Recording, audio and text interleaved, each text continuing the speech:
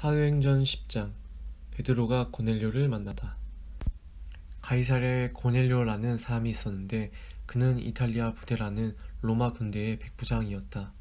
그는 경건한 사람으로 온 가족과 더불어 하나님을 두려워하며 유대 백성에게 자선을 많이 베풀며 늘 하나님께 기도하는 사람이었다.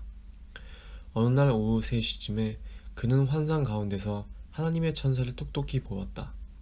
그가 보니 천사가 자기에게로 들어와서 고넬료야 하고 말을 하는 것이었다. 고넬료가 천사를 주시하여 보고 두려워서 물었다. 천사님, 무슨 일입니까? 천사가 대답하였다.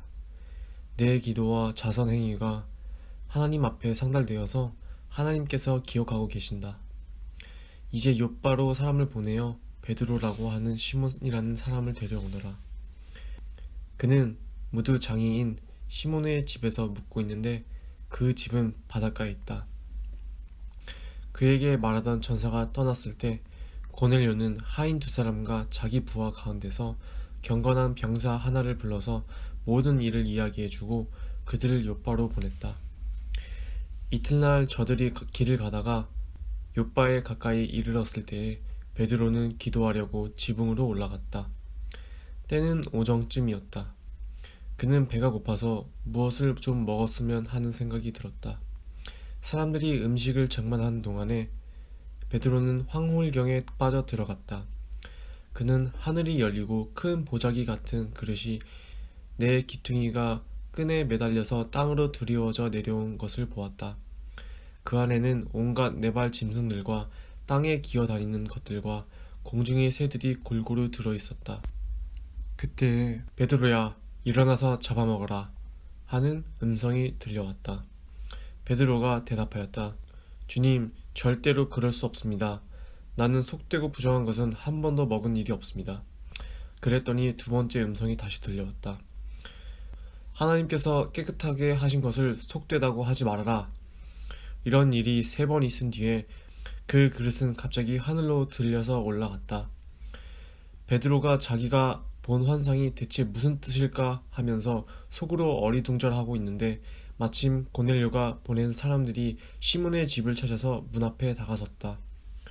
그들은 큰 소리로 베드로라는 시몬이 여기 묵고 있는지를 묻고 있었다.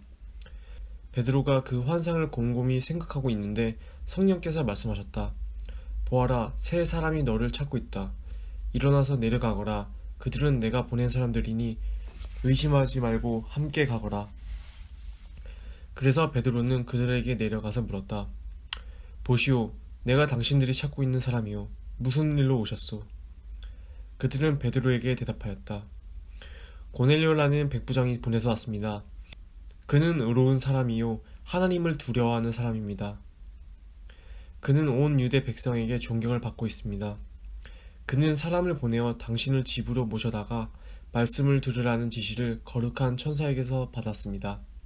베드로는 그들을 불러 들여서 묻게 하였다. 이튿날 베드로는 일어나서 그들과 함께 떠났는데 욥바에 있는 신도 몇 사람도 그와 함께 갔다. 그 다음날 베드로는 가이사랴에 들어갔다.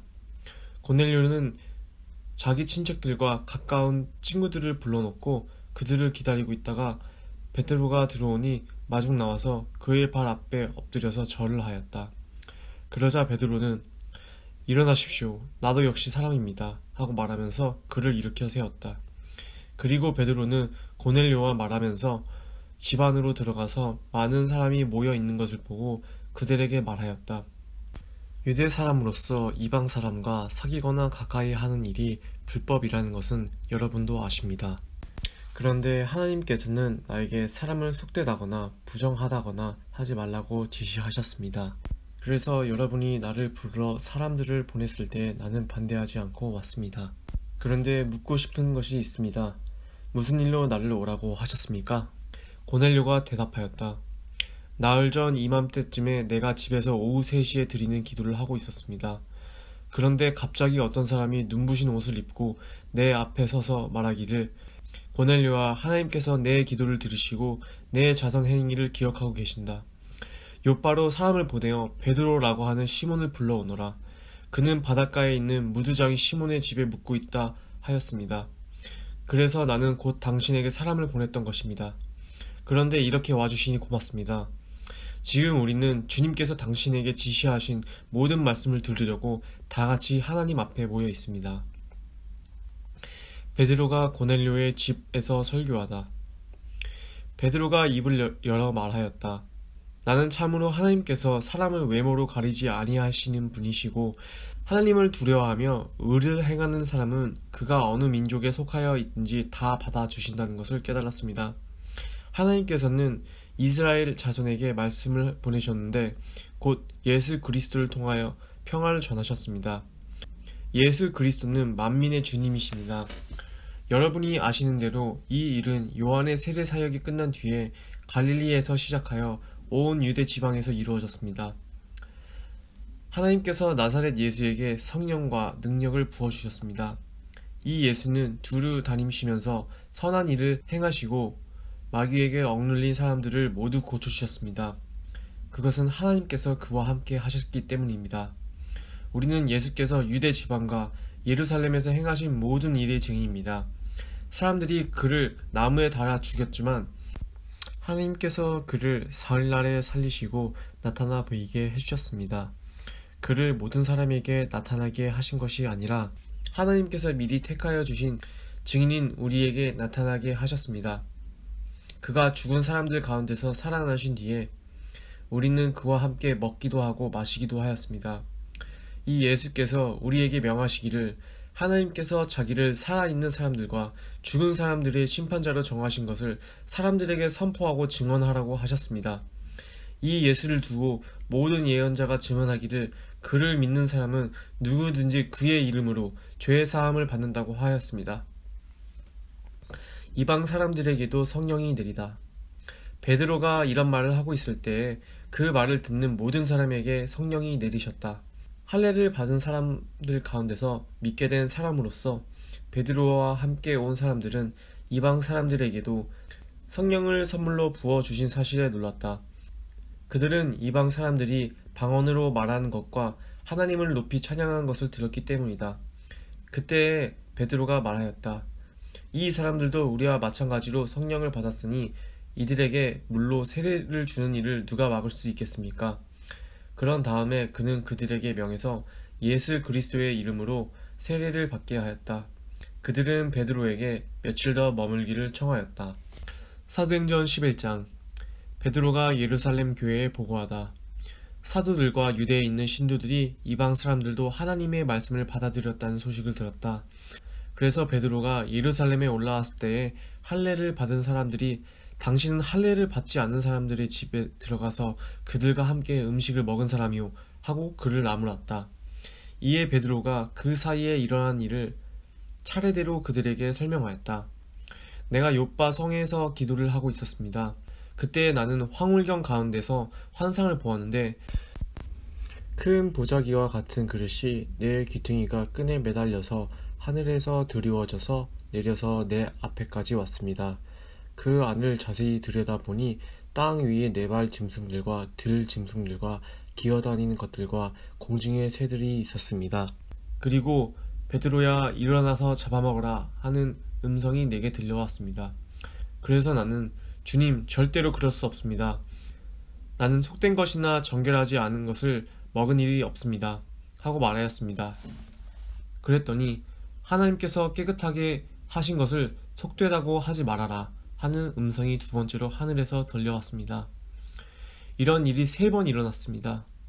그리고서 모든 것은 다시 하늘로 들려 올라갔습니다. 바로 그때 사람들 셋이 우리가 묵고 있는 집에 도착하였는데 그들은 가이사랴에서 내게 보낸 사람들이었습니다. 성령이 내게 의심하지 말고 그들과 함께 가라고 하셨습니다. 그래서 이 6 형제도 나와 함께 가서 우리는 그 사람의 집으로 들어갔습니다. 그 사람은 자기가 천사를 본 이야기를 우리에게 해주었습니다.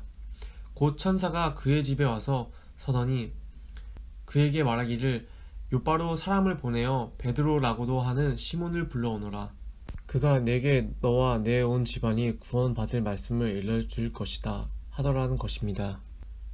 내가 말을 하기 시작하니 성령이 처음에 우리에게 내리시던 것과 같이 그들에게도 내리셨습니다. 그때 나는 요한은 물로 세례를 주었지만 너희는 성령으로 세례를 받을 것이다 하신 주님의 말씀이 생각났습니다. 그러므로 하나님께서는 우리가 주 예수 그리스도를 믿을 때에 우리에게 주신 것과 같은 선물을 그들에게 주셨는데 내가 누구에게 감히 하나님을 거역할 수 있겠습니까? 이 말을 듣고 그들은 잠잠하였다. 그들은 하나님께 영광을 돌리고 이제 하나님께서는 이방 사람들에게도 회개하여 생명에 이르는 길을 열어주셨다 하고 말하였다. 안디옥에서 신도들이 그리스도인이라고 불리다. 스데반에게 가해진 박해 때문에 흩어진 사람들이 페니키아와 키프로스와 안디옥까지 가서 유대 사람들에게만 말씀을 전하였다.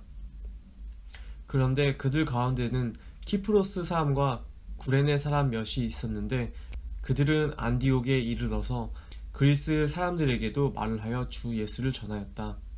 주님의 손이 그들과 함께 하시니 수많은 사람이 믿고 주님께로 돌아왔다. 예루살렘 교회가 이 소식을 듣고서 바나바를 안디옥으로 보냈다. 바나바가 가서 하나님의 은혜가 내린 것을 보고 기뻐하였고 모든 사람에게 굳센 마음으로 주님을 의지하라고 권하였다. 바나바는 착한 사람이요 성령과 믿음이 충만한 사람이었다. 그래서 많은 사람이 주님께로 나와왔다. 바나바는 사울을 찾으려고 다소로 가서 그를 만나 안디옥으로 데려왔다. 두 사람은 1년 동안 줄곧 거기에서 머물면서 교회에서 모임을 가지고 많은 사람을 가르쳤다. 제자들은 안디옥에서 처음으로 그리스도인이라고 불리었다. 그 무렵에 예언자 몇이 예루살렘에서 안디옥에 내려왔다. 그 가운데 아가보라는 사람이 성령의 감동을 받아서 일어나 온 세계에 큰 기근이 들 것이라고 예언하였다. 바로 그 기근이 글라우디오 황제 때에 들었다. 그래서 제자들은 각각 자기 형편에 따라 목을 정하여 유대에 사는 신도들에게 구제금을 보내기로 결정하였다. 그들은 그대로 실행해서 바나바와 사울 편에 그것들을 장로들에게 보냈다. 사도행전 12장 야고보의 순교와 베드로의 투옥. 이 무렵에 헤롯 왕이 손을 뻗쳐서 교회에 속한 몇몇 사람을 해하였다. 그는 먼저 요한과 형제간인 야고보를 칼로 죽였다. 헤롯은 유대 사람들이 이 일을 기뻐하는 것을 보고 이제는 베드로까지 잡으려고 하였다. 때는 무교절 기간이었다. 그는 베드로도 잡아서 감옥에 가두고 4명으로 짠 경비병 4팩에게 맡겨서 지키게 하였다. 유월절이 지나면 백성들 앞에 그를 끌어낼 속셈이었다. 이렇게 되어서 베드로가 감옥에 갇히고 교회는 그를 위하여 하나님께 간절히 기도하였다. 베드로가 감옥에서 풀려나다. 헤롯이 베드로를 백성들 앞에서 끌어내기로 한 그 전날 밤이었다. 베드로는 두 쇠사슬에 묶여 군인 2사람 틈에서 잠들어 있었고 문 앞에는 파수꾼들이 감옥을 지키고 있었다. 그런데 갑자기 주님의 천사가 나타나고 감방의 빛이 환히 비치었다. 천사가 베드로의 옆구리를 쳐서 깨우고 말하기를 빨리 일어서라 하였다. 그러자 쇠사슬이 그의 두 손목에서 풀렸다. 천사가 베드로에게 띠를 띠고 신을 신어라 하고 말하니 베드로가 그대로 하였다. 또 천사가 그에게 겉옷을 두르고 나를 따라오너라 하니 베드로가 감방에서 나와서 천사를 따라갔다. 베드로는 천사가 하는 일이 참인 줄 모르고 자기가 환상을 보고 있는 것이라고 생각하였다. 그들이 첫째 초소와 둘째 초소를 지나서 시내로 통하는 철문에 이르니 문이 저절로 열렸다. 그래서 그들은 바깥으로 나와서 거리를 하나 지났다. 그때 갑자기 천사가 떠나갔다. 그때에야 베드로가 정신이 나서 말하였다. 이제야 참으로 알겠다. 주님께서 주님의 천사를 보내셔서 헤롯의 손에서 그리고 유대 백성이 꾸민 모든 음모에서 나를 건져주셨다. 이런 사실을 깨닫고서 베드로는 마가라고도 하는 요한의 어머니 마리아의 집으로 갔다. 거기에는 많은 사람이 모여서 기도하고 있었다. 베드로가 대문을 두드리니 로데라는 어린 여종이 맞으러 나왔다. 그 여종은 베드로의 목소리를 알아듣고 너무 기뻐서 문을 열지도 않고 도로 달려들어가서 대문 앞에 베드로가 서 있다고 알렸다.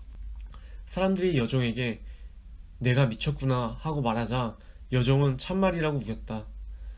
그러자 그들은 베드로의 천사일 거야 하고 말하였다. 그 동안에 베드로가 줄곧 문을 두드리니 사람들이 문을 열어서 베드로를 보고 깜짝 놀랐다. 베드로는 손을 흔들어서 그들을 조용하게 하고 주님께서 자기를 감옥에서 인도하여 내신 일을 이야기하였다. 그리고 그는 이 사실을 야고보와 다른 신도들에게 알리시오 하고 말하고는 거기에서 떠나 다른 곳으로 갔다. 날이 새니 군인들 사이에서는 베드로가 없어진 일로 작지 않은 소동이 일어났다. 헤롯은 샅샅이 찾아보았으나 베드로를 찾지 못하고 경비병들을 문초한 뒤에 명령을 내려서 그들을 사형에 청하였다. 그런 다음에 헤롯은 유대를 떠나 가이사랴로 내려가서 거기에서 한동안 지냈다. 헤롯의 죽음. 그런데 두로와 시몬 사람들은 헤롯에게 몹시 노여움을 사고 있었다. 그래서 그들은 뜻을 모아서 왕을 찾아갔다. 그들은 왕의 침실 시종 블라스도를 설득하여 그를 통해서 헤롯에게 화평을 청하였다.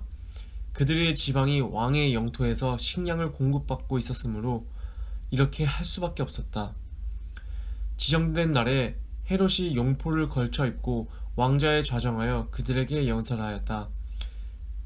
그때 군중이 신의 소리다, 사람의 소리가 아니다 하고 외쳤다. 그러자 즉시로 주님의 천사가 헤롯을 내리셨다. 헤롯이 하나님께 영광을 돌리지 않았기 때문이다.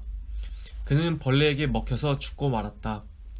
하나님의 말씀이 점점 더 널리 퍼지고 믿는 사람이 많아졌다. 바나바와 사울은 그들의 사명을 마치고 마가라고도 하는 요한을 데리고 예루살렘에서 돌아왔다.